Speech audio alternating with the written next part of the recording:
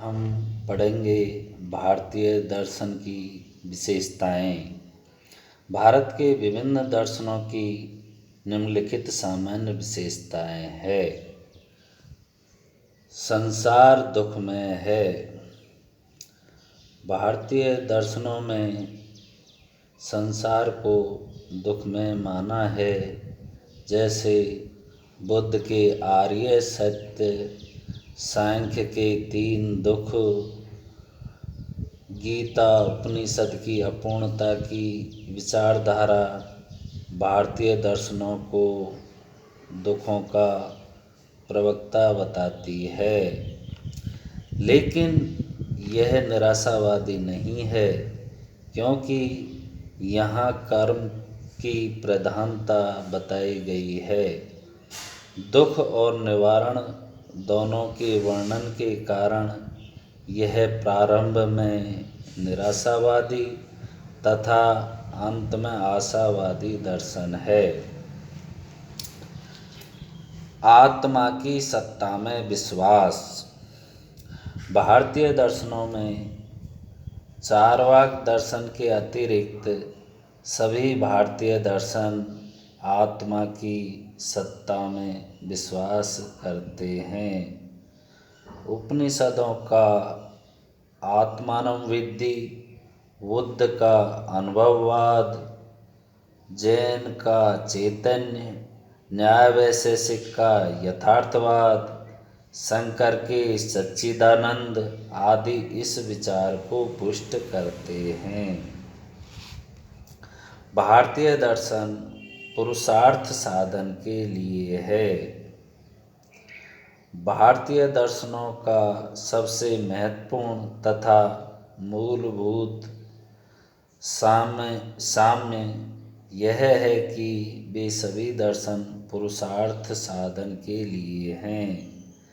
भारत के सभी दर्शन मानते हैं कि दर्शन जीवन के लिए बहुत उपयोगी होता है। अतः जीवन के लक्ष्य को समझने के लिए दर्शन का परिशीलन नितांत आवश्यक है। भारतीय दर्शनों में व्यावहारिक पक्ष पर बल दिया गया है। भारत में दर्शन का जीवन से गहरा संबंध है। पुरुषार्थ मोक्ष पर भारतीय दर्शनों में साम्य है। तत्वशास्त्र, प्रमाण विज्ञान एवं तर्क विज्ञान की चर्चा इन दर्शनों में खूब हुई है। भारतीय दर्शनों में कर्म सिद्धांत। भारतीय दर्शन कर्म के अनुसार फल प्राप्ति पर प्रकाश डालते हैं। चार्वाक के अतिरिक्त सभी दर्शन इसे अंगीकार करते हैं। वैदिक का ऋत उपनिषदों में कर्मवाद हो जाता है। कर्मवाद के अनुसार कृत प्रणाश तथा अकृत्याभ्युपगम नहीं होता, अर्थात किए हुए कर्म का फल नष्ट नहीं होता और बिना किए हुए कर्म का फल नहीं मिलता। हमारे कर्मों के फल का कभी नाश नहीं होता और हमारे जीवन की घटनाएं हमारे अतीत कर्मों के अनुसार ही होती है। जैन एवं बौद्ध भी कर्मवाद को मानते हैं। पुनर्जन्म में विश्वास। भारतीय दर्शन पुनर्जन्म में विश्वास करते हैं। चार्वाक के अतिरिक्त सभी भारतीय दर्शन पुनर्जन्म में विश्वास करते हैं। यह आत्मा की अमरता पर आधारित है।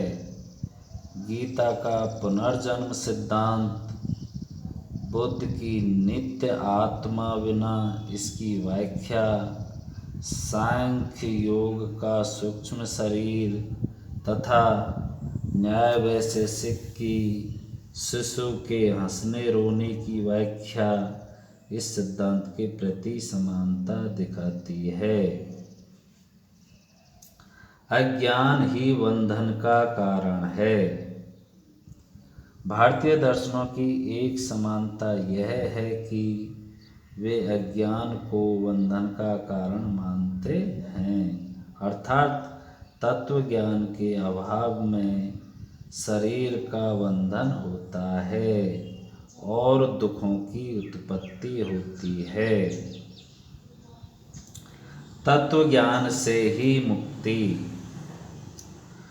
मनुष्य के दुखों का मूल कारण अज्ञान है, अतः दुखों को दूर करने के लिए ज्ञान की प्राप्ति आवश्यक है। भारतीय दार्शनिकों के अनुसार दुखों को दूर करने के लिए तत्व ज्ञान ही काफ़ी है। तत्व ज्ञान को स्थायी एवं सफल बनाने के लिए दो तरह के अभ्यासों की आवश्यकता होती है। पहला, निदिध्यासन अर्थात स्वीकृत सिद्धांतों का अनवरत चिंतन करना। दूसरा, आत्मसंयम। आत्मसंयम द्वारा कुवृत्तियों का विरोध। चार्वाक के अतिरिक्त सभी भारतीय दर्शन आत्मसंयम पर जोर देते हैं। मन, राग द्वेष, ज्ञानेंद्रियों का नियंत्रण ही आत्मसंयम कहलाता है। आत्मसंयम का अर्थ इंद्रियों की वृत्तियों का केवल निरोध करना ही नहीं, वरन उनकी कुप्रवृत्तियों का दमन कर उन्हें विवेक के मार्ग पर चलाना है। भारतीय दर्शन में दर्शन व धर्म का समन्वय है। चार्वाक के अतिरिक्त सभी दर्शनों ने धर्म को पूर्ण महत्व दिया है। भारतीय दर्शन में प्रमाण विशेष अंग माने गए हैं। सभी भारतीय दर्शनों में प्रत्यक्ष, अनुमान, शब्द को प्रमाण माना है। चार्वाक केवल प्रत्यक्ष को ही प्रमाण मानता है। मुक्ति ही जीवन का चरम लक्ष्य है। चार्वाक दर्शन के अतिरिक्त सभी भारतीय दर्शन मोक्ष को जीवन का अंतिम लक्ष्य मानते हैं, किंतु भिन्न भिन्न दर्शनों में मोक्ष के भिन्न भिन्न अर्थ हैं। यह तो सभी दर्शन मानते हैं कि मोक्ष की प्राप्ति से जीव के दुखों का नाश हो जाता है, किंतु कुछ दर्शनों के अनुसार मोक्ष से केवल दुखों का नाश ही नहीं होता, वरन आनंद की भी प्राप्ति होती है। वेदांत, जैन आदि मतों के अनुसार मोक्ष से आनंद की प्राप्ति होती है। धन्यवाद।